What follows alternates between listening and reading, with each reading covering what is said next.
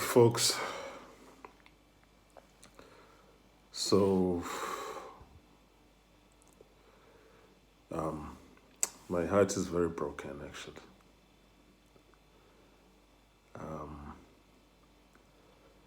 I just saw that the 47 individuals who are going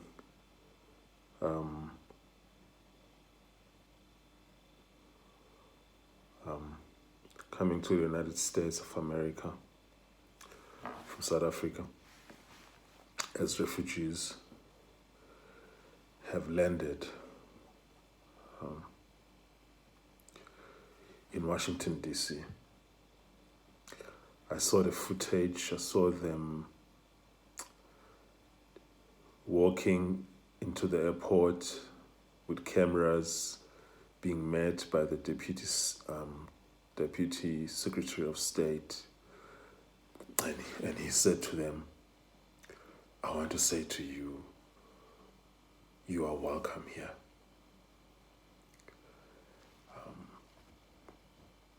That really broke my heart. That really broke my heart because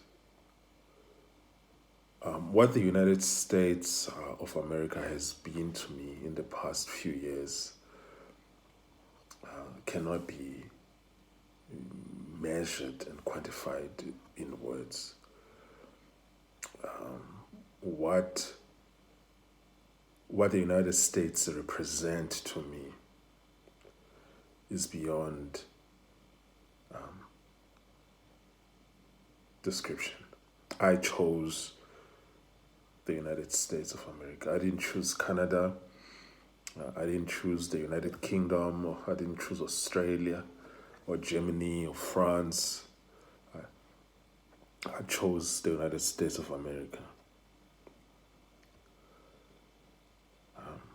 Me choosing the United States of America at some stage, it felt to me that I was choosing it over and above my own country. Some people, friends, colleagues, acquaintances, even mocked me. The South African people calling me. Some will call me Captain America. Some will call me Texas Ranger. All variations of Black Republican, whatever. All of it said to mock me. I've taken personal heat from friends and defending the United States of America as a nation that is not intrinsically racist.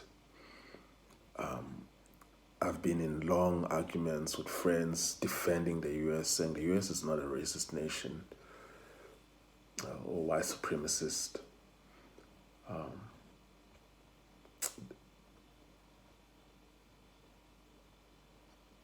The U.S. is a nation that welcomes all people.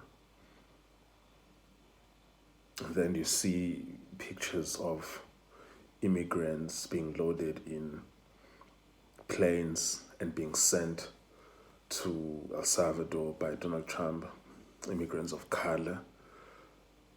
And then you see the opposite of that, Secretary of State standing in an international airport saying, a Deputy Secretary of State saying, "You are welcome here." That sight in my picture, that sight in my mind, I will never forget. I will never forget. It really broke my heart. The personal cost that I've suffered with regards to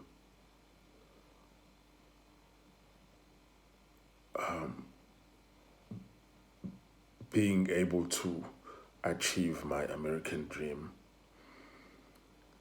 and everything that I've gone through,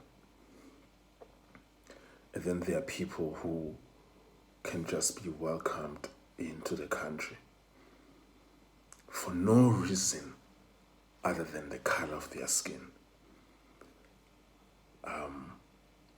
Because even seeing when they go to the airport in Johannesburg, I saw the footage of them queuing there, knowing exactly what happens at the airport when you are flying internationally. The questions that they ask you. No one was going to check their bank balances. Do you have enough money for this trip? No one was going to check them. Do you actually have a place to stay where you are going? No one was going to check, do you have a job where you go? Because when you are a refugee, they don't ask those questions. Refugees get taken care by the country that receives them. They get given temporary accommodation, and then the government arrange for them to find a job, even if it's a minimum wage job, until they are able to get a job that better suits their skills. So airlines don't have to ask them any of these questions. They just need to produce a letter from the State Department that says they've been accepted as a refugee. And the only reason why they are refugee, it's because of the color of their skin. Because no one is persecuting these people in South Africa. No one they're not being killed in mass. They're not being persecuted. They're not being discriminated against. So the only basis of their being accepted is the color of their skin.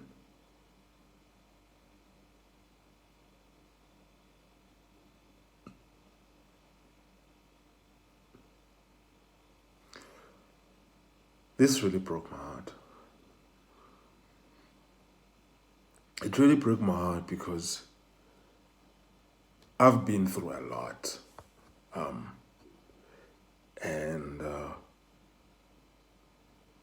that when a white person says, I don't feel safe, they can be a refugee. When they say that my family has suffered through XYZ, which every other South African is suffering through, every South African has horrific stories of crime that they've experienced. So do I. Violent crime.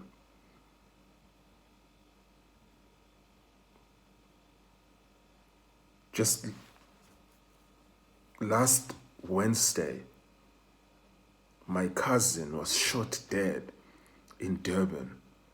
Gunned down, just driving to work in the morning, shot and killed. I'm still grieving him. I still don't understand what happened there.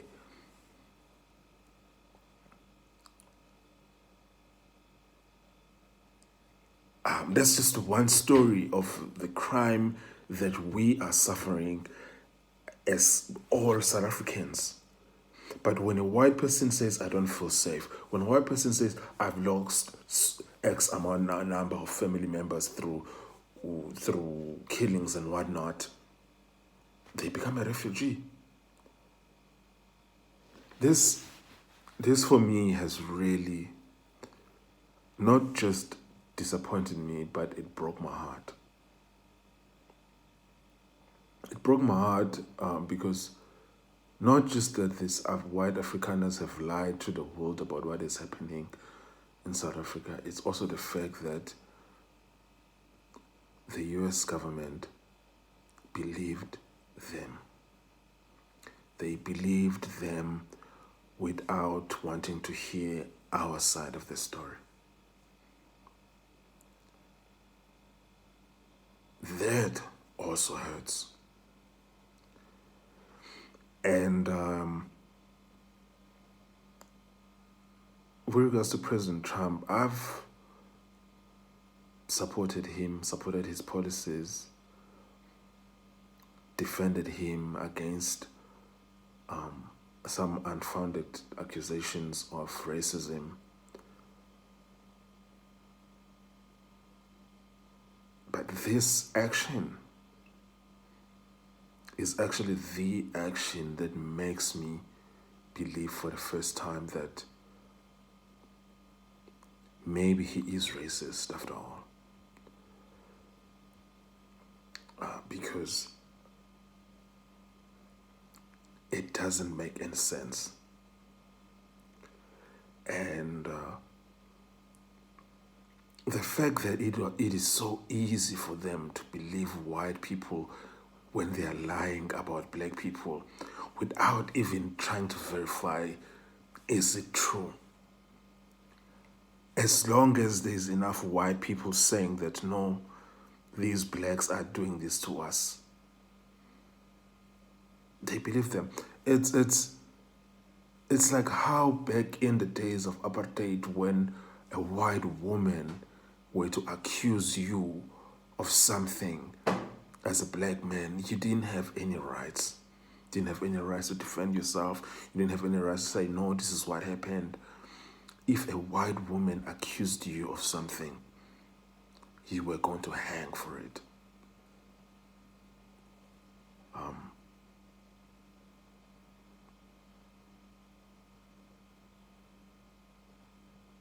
I'm very heartbroken. Very heartbroken. Yeah, everybody who knows me knows that I'm not interested in victimhood and victim Olympics. Which is why I've never bought any of this victimhood crap that gets peddled by the media. But this, seeing the images and the footage of these white folks, how easily it is for them to, because when you have refugee status, you are actually a permanent resident, meaning you have all the rights that permanent residents have. The only rights you don't have is just the right of voting and the rights of citizenship, but you have all the rights you can get government benefits. And that's the status that they have. And through an expedited process, while people who are seeking asylum and refugee status in the US going through the Mexico border have been requested to wait in Mexico for their court date so that their case will be heard. And then an immigration judge can decide whether they have a case or not. Most of them are going to wait for months and years. And what has happened with these white people? President Trump expedited this process even though they are not refugees. It has taken less than 5 months for him to expedite this process, and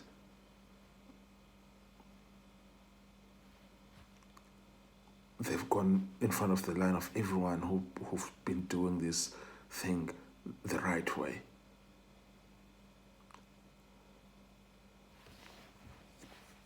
I'm heartbroken. I'm devastated by this. Cheers, folks.